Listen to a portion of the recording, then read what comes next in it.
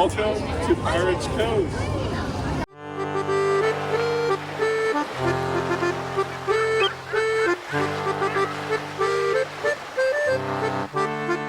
Guys, welcome back to a brand new series of the Italian Adventure Resort theme park. In this series, we're going to be building the brand new Cilento Coast, also called Pirate Coast. That's just what I'm going to call it because I don't know if a lot of people know where the Cilento Coast is. Hint, it's in Italy. In my park, it's finally on the east side of the park. I'm done building on the west side because I have Galactic Outpost that was just built there, the Bayou, Western Canyon Ridge, and if you want to consider the new Jurassic Trek area, that was also kind of on the west side of the park. This is the first project since Ghostly Peaks that's going to be on the east side. I had a lot of the area planned out as of June of 2023, which is really crazy, and I'm finally getting to work on it. One of the first things that I was working on was making the path, and then also I had to go over to Sunken Gardens, which is kind of next to Fairy Tale Land, and I had to go and redo the entire pathway and the entire queue for Pirates of the Mediterranean. As with Pirates Coast, as you can guess, it's going to include the Pirates of the Mediterranean ride. What I'm going to be doing is essentially doubling, if not tripling, the size of the entire ride by making it reach out and go underground to the Pirates Coast. It's actually one of the biggest rides that I have in the entire park, but most of the time people miss it because it is hidden underground and it takes up the entire space, which I'll try to show you on a map. Cilento Coast all the way almost up to Futureland, which is pretty crazy, huge footprint. One of the first things I decided to do is to expand the Burning Village. The issue with the last version or the last iteration of Pirates, which I call Pirates 1.0, this is going to be 2.0 now, was that the Burning Village went by so quickly you could barely see what was going on because it was right after a drop. So what I decided to do is to make it a lot longer. The toughest part in this game though is because I'm building underground. It is very constricting. It's not like when you're building above ground and then you're putting a roof over it, because the camera doesn't really work the way that you'd think that it would work. It's based off where your character is. Plus I also had to use a different account to be able to record all this stuff, hence why I have these glowing orbs everywhere, because otherwise it would just be pitch black and you wouldn't see anything. It was also kind of tough trying to figure out what's going to be worthwhile keeping from this ride, because this ride initially I built, let me take a look.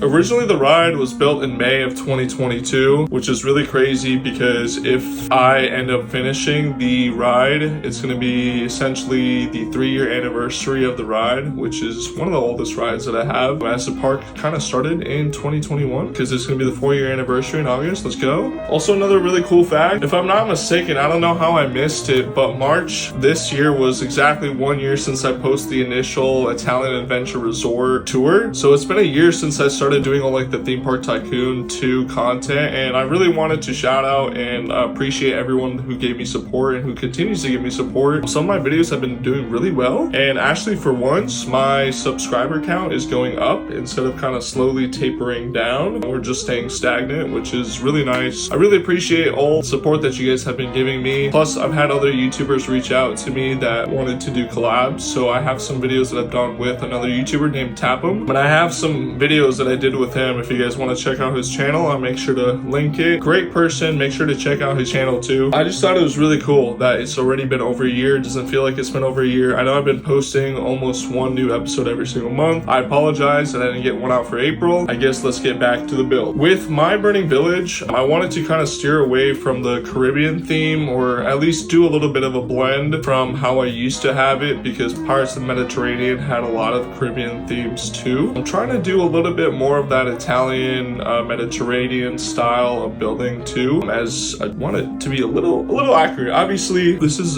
very highly inspired by Pirates of the Caribbean, which is a Disneyland classic. It's also available at Magic Kingdom, and it's available at other parks, but those have different iterations of Pirates. A really cool thing that I didn't know for the longest time is that Pirates in Disneyland is almost 3 times longer than the one at Magic Kingdom. Every time that I went on the Magic Kingdom one, I thought it was really cool. I was like, this is one of my favorite rides. When I found out that the Disneyland version is so much longer, when I got to do the ride, I was very inspired. What I'm gonna do with my ride is I'm I'm gonna take it is I'm gonna make it almost 2 to 3 times longer too. There's a lot more scenes. There's also a part that you'll see for a brief moment where I'm working on the pathway because I actually cleared out Sunken Gardens. Sunken Gardens is gonna be no more. That land is actually gonna be gone from the park. Rest in peace. It's kind of been a one by one. Each ride that was originally part of Sunken Gardens started getting its own land. First one was Haunted Villa, which initially was part of Sunken Gardens along with Pirates of the Mediterranean. And then obviously Haunted Villa moved over to its own land, Ghostly Peaks, and then the last ride that was still stuck there was the Captain's Ship and Pirates of the Mediterranean, which are now all going over to Cilento Coast. And one thing that I really love that I could do with this build is to correct a lot of mistakes or just oversights that I made with the last version of the ride. One of the biggest things was that pirate ship, the scene where the ships are fighting each other, or I guess not the ships are fighting each other, but the, oh my goodness, you know what?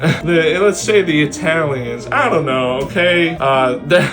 They're shooting at the ship, but the thing is that the ship, the previous version, was insanely blocky. It was also because I didn't really know what I could do with disable collisions back then. With this iteration, it was really nice to add a lot more character and depth to the ship. Plus, I also used a lot more practical effects with sequencers to go ahead and make water splash. It's a lot more dynamic and it's a lot more fun. It's right after one of the drops during the ride, maybe one of the biggest, but there's not a lot of space to work with. Notice the biggest ride, it's also underground, so I'm kind of constricted to the space that I can fit into. I also wanted to give a really grand entrance. This entrance is actually very inspired by the Pirates that is in Disneyland Paris. They use a very cool fortress as the entrance to the ride, also to hide a lot of the ride too. It has this really nice mast with this pirate sail on it, and I try to use a little bit of forced perspective. However, I didn't really have to do it too much because there is a really huge mountain behind it, so I did have to actually increase a lot of the scale of what I originally wanted it to look like to actually not look super small with that mountain. I'm just going to be using a lot of nature and making the nature look smaller as it goes up the mountain to kind of mess with that scale, but you'll see it later. I think in episode 2 is when I really start working on a lot of the nature part, and then I'm going to be working on the indoor part of the actual ride too, besides just getting the track set up. Anyway, another cool thing that I decided to do was to go ahead and make a Pirates Tavern, which is going to be part of the exit to Pirates of the Mediterranean. So once you get off the ride, if you want to grab a drink or you want to just take a seat and grab something to eat, but it's also available for everyone who's just walking around the park that can go ahead and enter. I started really working on the exterior part of it mostly in this episode, and then in episode 2 you'll get to see some of that interior. I was very inspired by Italian coastal architecture, but then I also did mix in some of that traditional pirates village, we're thinking Caribbean type, because I wanted it to still have that classically people think of as pirates architecture, but also mix it in with some Mediterranean aspects too. There was a really nice update that added some new flowers and some new nature with halfway throughout like my build in here, and I'm really excited in the next episode to go ahead and build like the bayou that's going to be in that pirates ride, continuing the caves, working on that burning village. Thank you for tuning in. I hope you enjoyed all my yapping. I know this is a little bit shorter of a video. There was a lot that was kind of going on in between the last video that I dropped in March versus this episode. I'm going to try to get back to posting a little bit more consistently again, so maybe there'll be two episodes in May. Who knows? Maybe. We will see. So yeah, alright, see you guys. Bye.